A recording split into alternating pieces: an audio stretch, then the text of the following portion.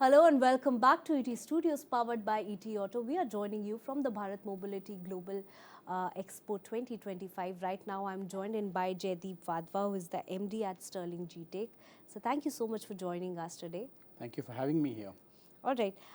So Bharat Mobility Expo, this expo is being positioned as a key platform for shaping the future of mobility in India. What's your significant takeaway from this year's event?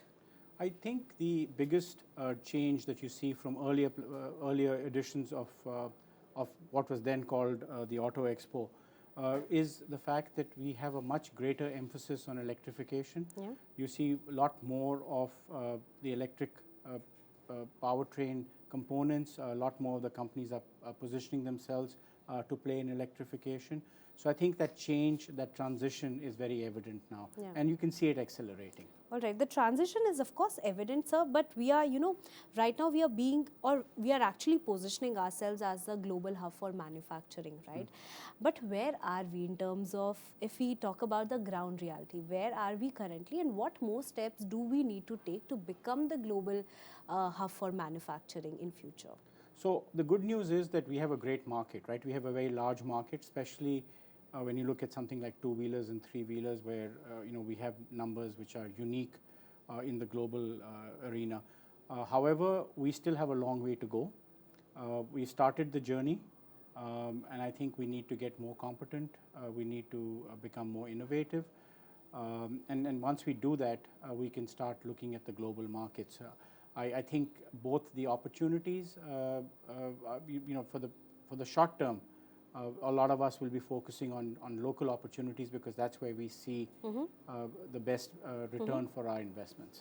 All right, so at this point in time, the mobility sector is transitioning towards sustainability and, as you said, electrification, right? But when it comes to sort of balancing between innovation, between infrastructure development, and of course affordability, how can India sort of balance this to bring the adoption at scale? So, crucial. This is very, very crucial for India. For us, affordability nearly comes first. I mean, or nearly always comes first. Unless we have affordability, there is no way we can get scale in the country. And obviously, there's a chicken and egg situation. You can't get scale unless it's affordable and unless there's adoption, and you can't get that scale, and you can't get you need to be able to have the products out there and have those investments made. So it's something that we need to continue to work on. It will take time, but I think innovation is one area that we can try and bypass this the scale game, and maybe there are innovative solutions that we can drive that can make us more competitive or make us more affordable. For instance, if we can reduce the size of battery packs by either having higher efficiencies or having, in case of vehicles, having range extenders or other such means, then that may make the affordability that much better. And once the affordability is better, then obviously we'll see higher volumes. No, of course.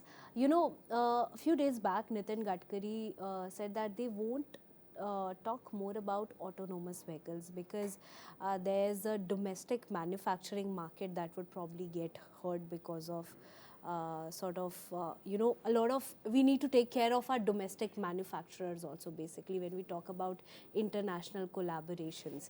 So in that sense, when we talk about international collaborations, how do you think, how will these collaborations sort of help us to accelerate India's journey towards, better mobility in future?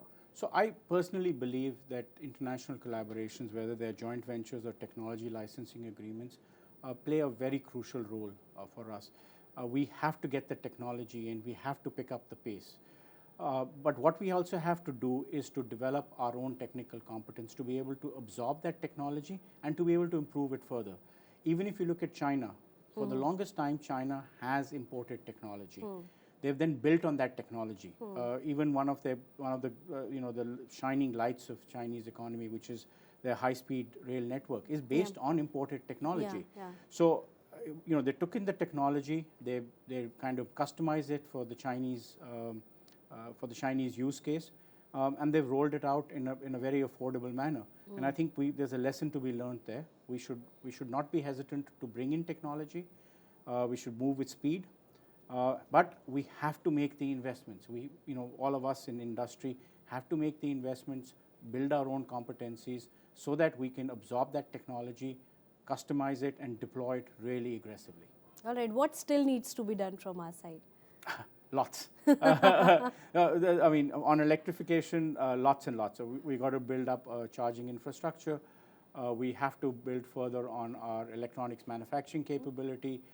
We do have good software competence in the country, but we've got to channelize it towards the automotive. The grid capabilities and all we've got to channelize it towards the automotive industry. So lots to be done. But I think, there are a lot of people working on it. The fact that we've got this great show out here and we've got such great companies putting out products is evidence that we're working on that path. Yeah. All right, sir. Thank you so much for being a part of this conversation. Thank you so much for having me. Thank you.